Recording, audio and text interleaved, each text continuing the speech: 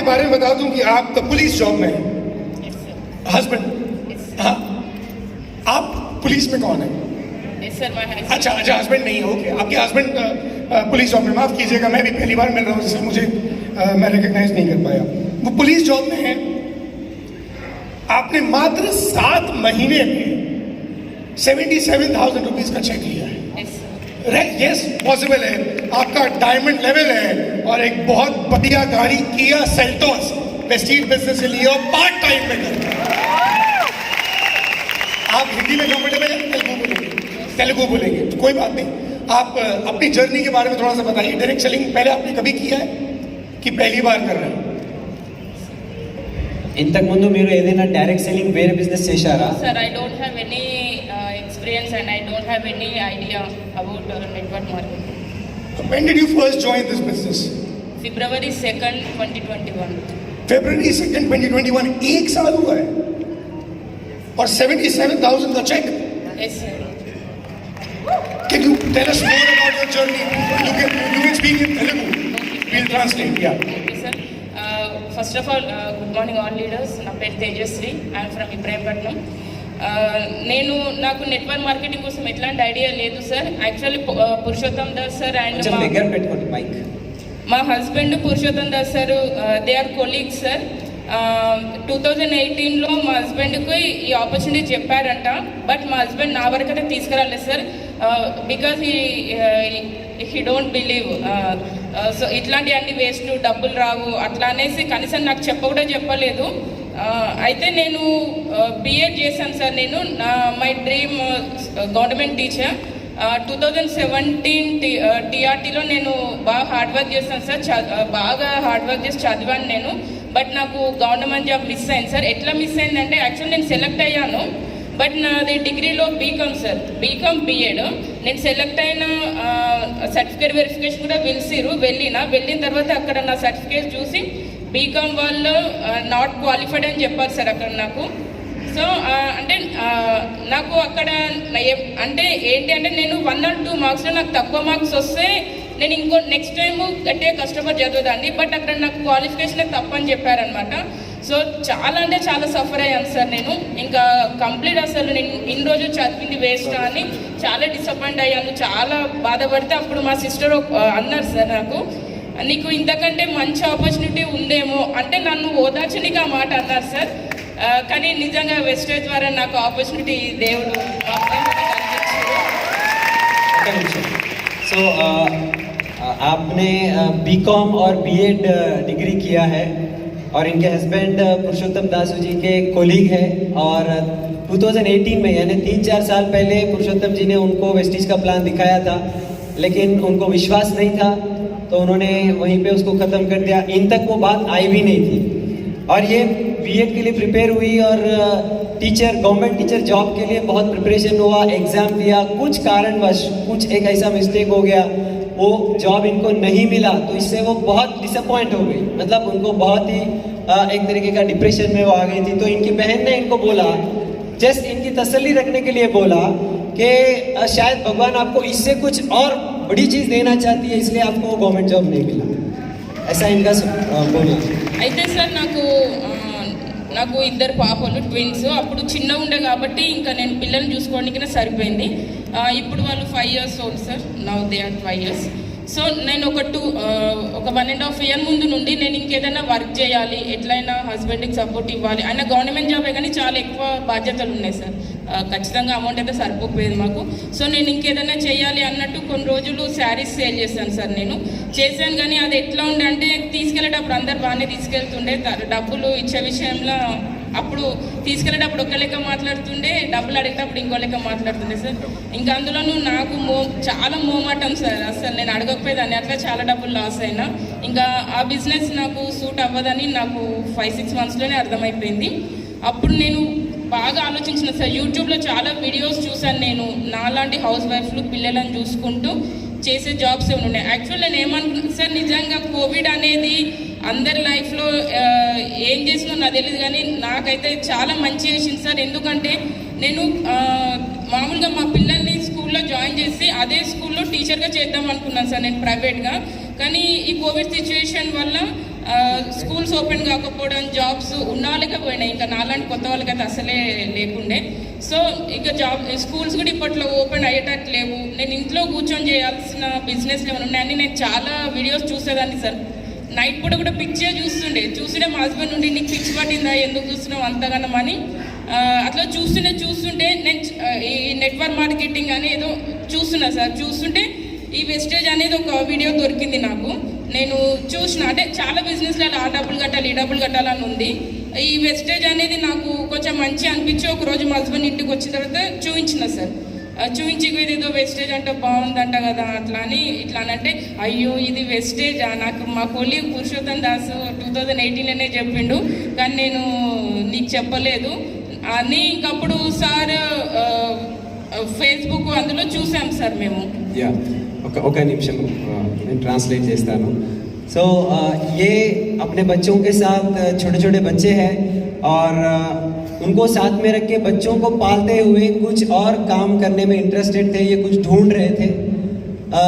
बहुत सारी चीज़ें इन्होंने ट्राई किया, सारी बिजनेस ट्राई किया. लोग सारे ले जाते थे लेकिन पैसे देते नहीं थे, तो उन्होंने उसको छोड़ दिया. लॉस हो गया उनका और सैलरी उनकी पूरी होती नहीं थी क्योंकि गवर्नमेंट जॉब है, छोटी सैलरी है.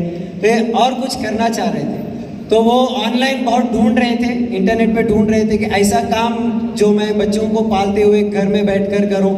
तो बहुत सारी चीज़ें देखते देखते इनको वेस्टीज मिला और जब वेस्टीज के बारे में पता चला तो इन्होंने अपने हस्बैंड को बताया ये वेस्टीज है और इसमें अच्छा कुछ कर सकते. तो उनके हस्बैंड ने देख के बोला अरे ये तो मेरे कोलीग है पुरुषोत्तम दास, इन्होंने मुझे पहले बताया था, ऐसा उन्होंने बोला. सर అయితే मैं एक सवाल पूछना चाहता हूँ आपसे, क्योंकि समय कम है तो मुझे सवाल बीच में लेना पड़ेगा और मैं इस बात की भी माफ़ी चाहूँगा क्योंकि मुझे नहीं समझ में आता कि मैं कब इंटरप्ट कर रहा हूँ. तो ट्रांसलेट होता है तब मुझे सवाल पूछने का मौका मिलता है. आपने पहले कभी डायरेक्ट सेलिंग नहीं किया. मुझे पता चला अभी सलीम भाई से कि आपने ही बिजनेस पूरा बिल्ड किया है. आपके हस्बैंड से जितना सपोर्ट मिला. आपने लिस्ट कैसे बनाई सबसे पहले, किन लोगों के पास आप गई और बीइंग अ लेडी जो लिमिटेशंस होती हैं उन लिमिटेशंस को कैसे ब्रेक किया आपने? మీరు లీడ్స్ అంటే ఈ బిజినెస్ని మీరు ఎట్లా గ్రో చేశారు, ఎట్లా లిస్ట్ ప్రిపేర్ చేశారు, ఎవరెవరి దగ్గర ఈ బిజినెస్ గురించి తీసుకుపోయారు, దాని గురించి మాట్లాడండి. Okay sir. ఇంకా ఎక్కువ బిజినెస్ మీరే చేశారని మాకు అర్థమవుతుంది. మీ హస్బెండ్ బిజీ ఉండే జాబ్లో. Yes sir. సార్ మొత్తానికి మళ్ళీ గాడ్ గిఫ్ట్ మేము ఒక 10-15 డేస్ దాస్ సార్ని అడగంగా ఒక 10-15 డేస్ తర్వాత టైం ఇచ్చి మాకు బిజినెస్లో జాయిన్ చేస్తారు సార్ కొత్తపేట స్టోర్లో. అయితే నేను జాయిన్ అయిన తర్వాత అంటే అప్పుడు సార్ వాళ్ళు ఏదో మీటింగ్కి వెళ్తున్నారు సార్. ఎక్కువ టైం కూడా ఇవ్వలేము, మాకు ఒక 10-15 మినిట్స్లోనే ప్లాన్ కంప్లీట్ చేసిరు, మా ఐడి వేసిరు, ప్రోడక్ట్స్ ఇప్పించిరు. నాకు ఆ ప్రోడక్ట్స్ ఏందో కూడా ఫస్ట్ తెలీదు. నేను ఇంటికి పోయినాక ఒక్కొక్కటి చదువుకొని పూర్ణ మేడంకి ఫోన్ చేసి ఇది ఎట్లా వాడాలని అడిగాను సార్. అయితే నాకు ఒక్కటి అర్థమైంది సార్, ఏంటి అంటే నేను జాయిన్ అయినప్పుడు సార్ వాళ్ళ ఇన్కమ్ 2,29,000 సార్. అయితే నేను ఒక్కటే అనుకున్నాను, ఆ సారు కానిస్టేబులే, మా సార్ కానిస్టేబులే, మేడం హౌస్ వైఫ్, నేను హౌస్ వైఫ్, వాళ్ళకి 2,29,000 రాగా నేను కష్టపడితే నాకు 2 లక్షలు లేకపోయినా సరే మీదున్న 29,000 అన్న రావా అని ఒకే ఒక ఉండే సార్ నాకు. సో ये ताली बजेगी जब तक ट्रांसलेशन चाहिए हमको. नहीं, जब इन्होंने प्लान देखा था पुरुषोत्तम दासू जी से तो उनका चेक 2,29,000 था और ये कंपैरिजन किया कि वो भी पुलिस में कांस्टेबल है, मेरे हस्बैंड भी पुलिस में कांस्टेबल है और पूर्णिमा मैडम भी हाउस वाइफ है, मैं भी हाउस वाइफ हूँ. अगर उनको 2,29,000 चेक आ रहा है तो मैं भी काम करूंगी तो 2 लाख तो छोड़ दो लेकिन 29,000 तो आएगा तो भी काफी है मेरे लिए. ऐसा सोच से उन्होंने स्टार्ट किया. आपने अभी किया सेल्टॉस किया है, इसके पहले कोई गाड़ी थी आपके पास? ఇంతకు ముందు వేరే ఏదైనా కారు ఉండేనా మీ దగ్గర? ఎస్ సార్, ఇండికా కారు ఉండే కానీ అది మేము క్యాబ్గా అంటే ఎక్స్ట్రా ఇన్కమ్ కోసం అని క్యాబ్ డ్రైవర్ని పెట్టి క్యాబ్గా నడిపించేది సార్. कैब के जैसा उन्होंने चलाते थे, उनकी गाड़ी थी वो स्पॉन्सर पे. हाँ, किसी ये लाइफ पहली बार आपने खुद के नाम पे गाड़ी किया सेल्टॉस की? Yes sir. ఈ కార్ అనేది కూడా సార్ ఒక చెప్తాను ఎగ్జాంపుల్ సార్. అయితే ఈ బిజినెస్ నాకు చెప్పినప్పుడు దాస్ సార్ చెప్పారు మాకు, మీరు కరెక్ట్ బిజినెస్ చేసి 6 monthsలో మీ ఇంటి ముందు కారు ఉంచే బాధ్యత నాదే అని చెప్పారు సార్. నేనైతే అదే డ్రీమ్ కోసం పనిచేసిన. ఎందుకు అంటే మా పాప నేను కార్తీక దీపం డైలీ సీరియల్కి పెద్ద ఫ్యాన్ ఉంటుండే సార్ ఇంతకు ముందు. ఇప్పుడు చూడడానికి టైం ఉండట్లేదు, ఇంతకు ముందు బిఫోర్ వేస్టేజ్. సో ఆ సీరియల్లో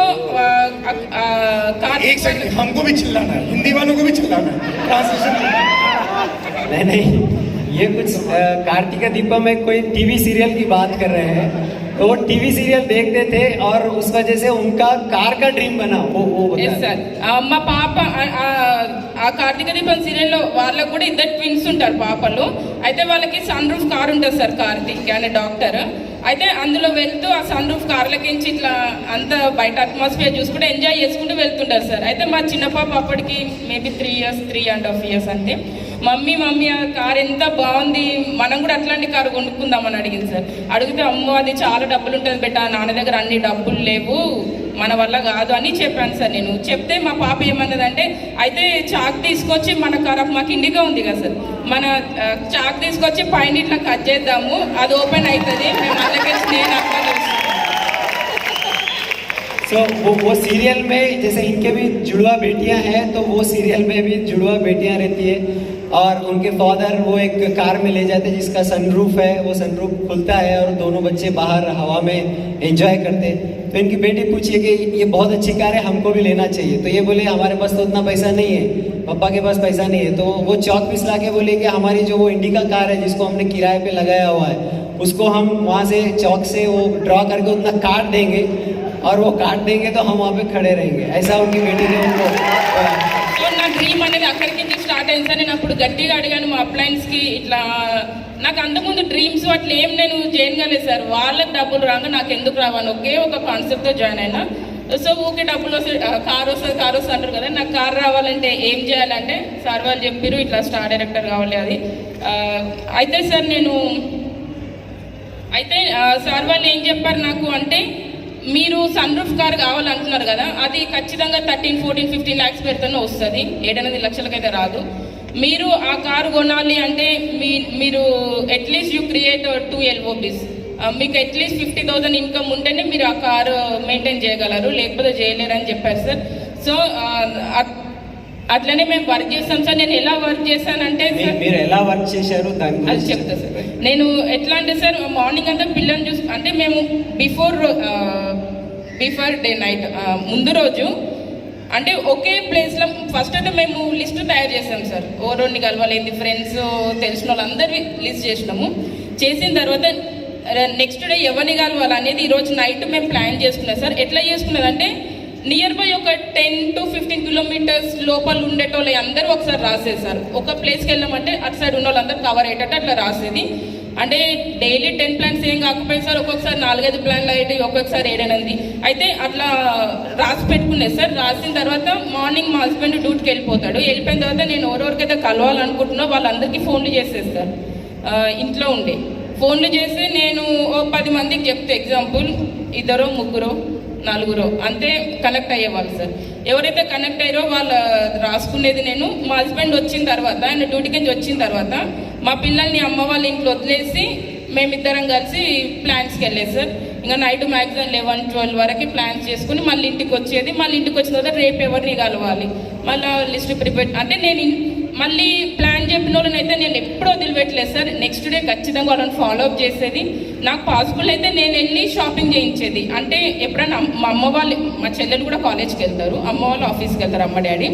ఎప్పుడైనా వాళ్ళ ఇంటి దగ్గర ఉన్నప్పుడు అట్లాంటి టైంలో నేను పిల్లల్ని అక్కడ వదిలేసి నేను షాపింగ్ చేయించేది. ఒకవేళ నాకు పాసిబుల్ కానప్పుడు మా హస్బెండ్ వచ్చినప్పుడే చేయించేస్తాను.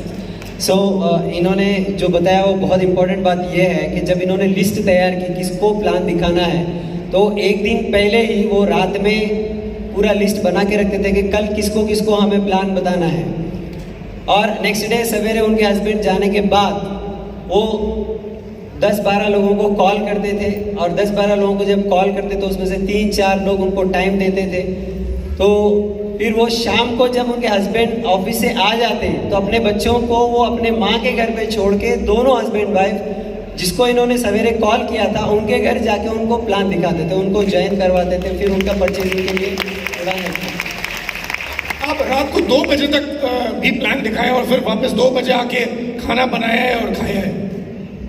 అంటే మీరు రాత్రికి వచ్చి 12 గంటల తర్వాత కూడా వచ్చి మళ్ళీ వండుకొని తిన్నారు. ఎస్ సార్, అంటే స్టార్టింగ్ నేను ఒక 1 మంత్ వరకు మా అమ్మ మేము పోయేసరికి వండి పెట్టేది సార్. అమ్మ వాళ్ళ ఇంట్లో తినేసి పిల్లల్ని తీసుకొని వచ్చేది. అయితే నేను బ్రాంజ్ డైరెక్టర్ అయిన తర్వాత సార్ నాకు ఫస్ట్ మంత్ ఇన్కమ్ 17,196. ఆ ఇన్కమ్ వచ్చిన తర్వాత నన్ను కొంతమంది అంటే వేరే నాట్ విన్నింగ్ టీమ్ వేరే టీం కూడా ఉంది సార్ మా ఏరియాలో. వాళ్ళు అన్నారంట ఆమె వాళ్ళ అమ్మ అన్నీ చేసి పెడుతుంది కాబట్టి అంటే వాళ్ళ సపోర్ట్ తోటి అయ్యింది అన్నట్టు. ఇంకా నేను అంటే ఫస్ట్ మంత్ అయితే వాళ్ళు సపోర్ట్ ఇచ్చారు సార్. తర్వాతకైతే నేనే ఇంటికి వచ్చి మళ్ళీ వండుకొని తినేది. మరీ ఎప్పుడైనా టైర్డ్ అయినప్పుడు బయట టిఫిన్ దోశ ఇడ్లీ అట్లాంటివి చేసి వచ్చేసి. ये बहुत ही इम्पोर्टेंट बात ये है कि इन्होंने इतनी मेहनत किया और ये जब ब्रॉन्ज डायरेक्टर गए थे तो इनका इनकम 17,000 के ऊपर का था. फर्स्ट जब उनका जो लेवल है फर्स्ट मंथ में ही हुआ, फर्स्ट मंथ में ही इनका इनकम 17,000 के ऊपर का था. तो वो एरिया में दूसरे वेस्टीज वाले भी थे तो उन्होंने बोला कि हाँ उनकी माँ बाप ने उनको बहुत हेल्प किया, इसके लिए ये सक्सेस हो गए और इनको 17,000 का चेक आ गया. तो फिर इन्होंने क्या किया कि अपने बच्चों को बार बार माँ के घर में क्यों छोड़ना, अभी लोग भी ऐसा बोल रहे हैं. तो फिर ये खुद अपने घर पे ही बच्चों को रख लिया और रात में आके खुद खाना बना के खाते थे. रात में 12 बजे 1 बजे आकर खाना बना के खाते थे. अगर और भी लेट हो गया तो वहीं कहीं बाहर ही कुछ इडली या कुछ टिफिन करके आ जाते थे. Yes sir. Amazing amazing. मुझे आपको कट शॉर्ट थोड़ा हमें रोकना होगा. बहुत इंस्पायरिंग स्टोरी है आपकी. और एज अ सिंगल लेडी तैयारी करके अपने हस्बैंड को भी सपोर्ट किया, बच्चों के सपने पूरे हुए. क्या आप देख रहे हैं आगे फ्यूचर? और 1 साल के अंदर अगर इतनी सफलता है तो अगले 1 साल के अंदर अब क्या होगा? और నెక్స్ట్ రాబోయే 1 ఇయర్లో మీరు ఏం గ్రోత్ ఊహిస్తున్నారు? ఎస్ సార్, నేను ఇప్పుడే అనౌన్స్ చేశారు కదా FRU ఇక్కడ పెడతారని. FRU లోపు నేను ఖచ్చితంగా ప్రోన్ డైరెక్టర్ అవుతాను సార్. అంటే నేను ఈ పాటికే ప్రోన్ అయ్యేది ఉండే, ఎందుకంటే నేను 4 మంత్స్ నుండి star director sir with 2 LOBs 52,000 income. ఈ పాటికి అయ్యేది ఉండే, కానీ మా అప్లైన్ ఏం చెప్పారంటే మీరు ప్రోన్ అవ్వాలంటే minimum 1 lakh income, 1 lakh income తోటి ప్రోన్ అవ్వండి అని చెప్పారు. అక్కడ కొంచెం లేట్ అయింది సార్. ఖచ్చితంగా నేను FRU పెట్టే వరకు 1 lakh ఇన్కమ్తో ప్రోన్ అవుతాను సార్. FRU में 1 लाख इनकम इतना तो मैं समझ गया इतनी देर में.